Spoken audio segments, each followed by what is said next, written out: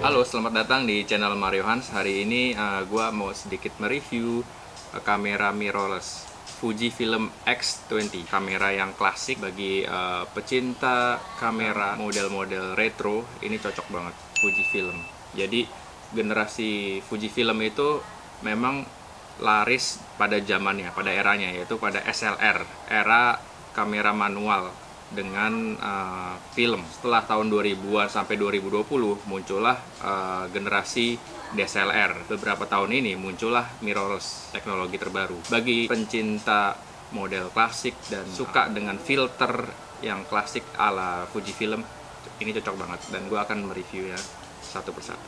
Variasi untuk Fujifilm serinya ada XA untuk yang kelas amatirnya. Nah, untuk ini adalah XT, kelas mediumnya atau semi pro. Terus juga ada variasi lainnya, ada XE, SM, dan sebagainya. Tapi bukan XS1 ya. Iya, ini generasi penerus setelah XT10. Nah, untuk yang kelas di atasnya adalah XT2. Itu yang seri-seri 1 digit itu yang udah kelasnya pro.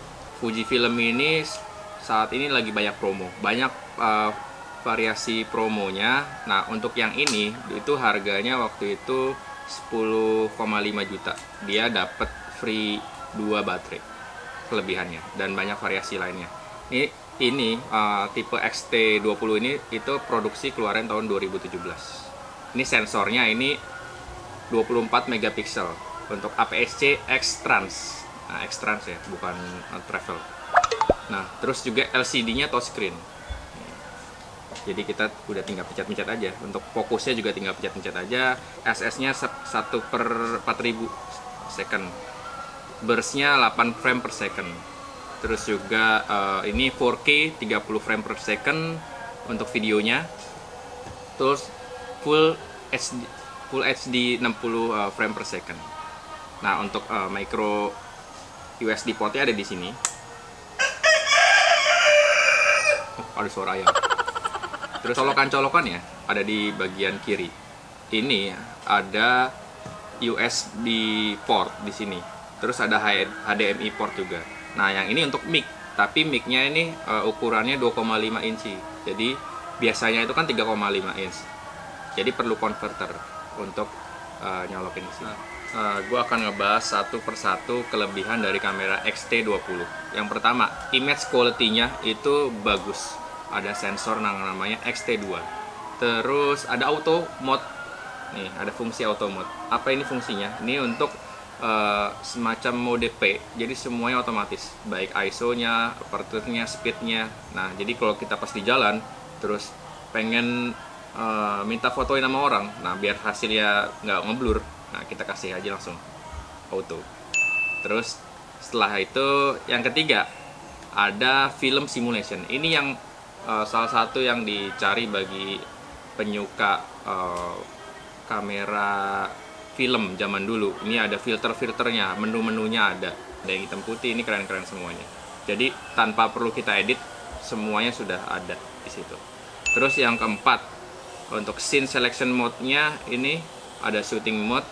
Desainnya yang kelima keren. Ini magnesium bahannya. Ini keren, membuat kesan retro. Selanjutnya lensanya lengkap, berkualitas, semuanya seri X mode. Untuk color profile-nya ini juga nggak bisa diremehkan. Ada touchscreen juga yang tadi untuk autofocus kita tinggal klik-klik, langsung ada suara ayam. Untuk hasil videonya juga cukup bagus karena filternya itu kita bisa setting.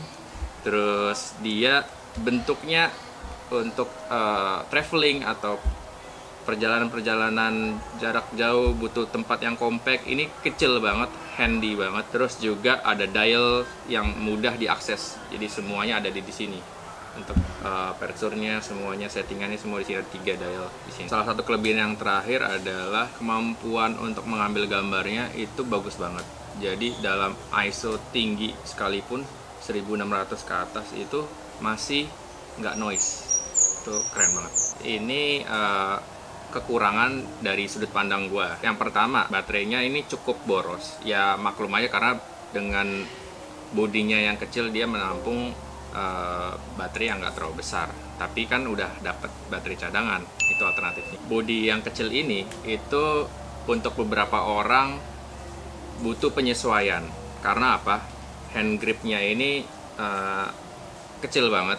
Ini agak susah nih, hand gripnya agak berbeda kalau yang biasanya pakai DSLR terus beralih ke mirrorless untuk XT20 ini dan sejenisnya, kecuali untuk yang seri X yang 1 digit itu sudah besar. Biasanya untuk mengakalinya bisa pakai half case, jadinya pegangannya lebih mantap lagi. Nggak ada dial ISO, jadi harus masuk ke menu untuk setting ISO-nya.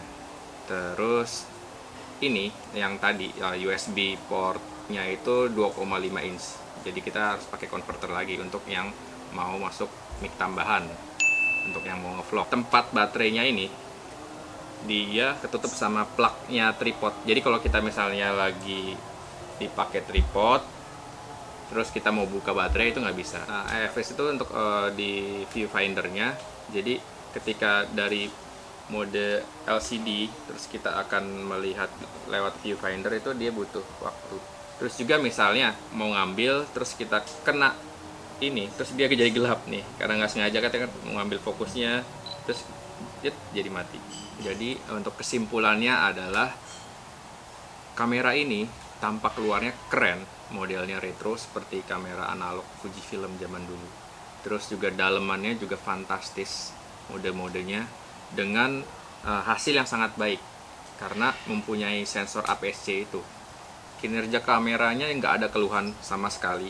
Ini bisa shoot sampai 14 frame per second. Terus belum lagi autofokusnya yang juga banyak peningkatan. Fiturnya lengkap sehingga kamera kelas menengah ini menjadi pilihan banyak orang. Bagi yang biasa menggunakan DSLR, ergonomisnya untuk hand gripnya ini perlu adaptasi karena bentuknya yang kecil dan dial-dialnya ini sangat berdekatan. Kamera ini tidak water seal, jadi perlu hati-hati digunakan di aktivitas luar. Jangan sampai kena ciprat air ya, apalagi kecemplung di laut. Terus juga baterai yang tadi itu juga cukup boros, jadi perlu baterai cadangan. Dan kamera ini itu cocok banget dipakai untuk foto portrait, foto street, liputan, travel, dan bikin video-video pendek. Jadi kalau kebutuhan kita itu suka dengan foto-foto street, terus kita juga nggak perlu butuh video-video vlog yang panjang, terus mau menghasilkan filter-filter yang unik, itu ada di kamera XT20 Fujifilm. Demikian video singkat mengenai XT20 sebagai bahan pertimbangan untuk beli nggak kamera mirrorless ini atau yang lain. Semoga bermanfaat. Thanks for watching. Matur sembah suwun.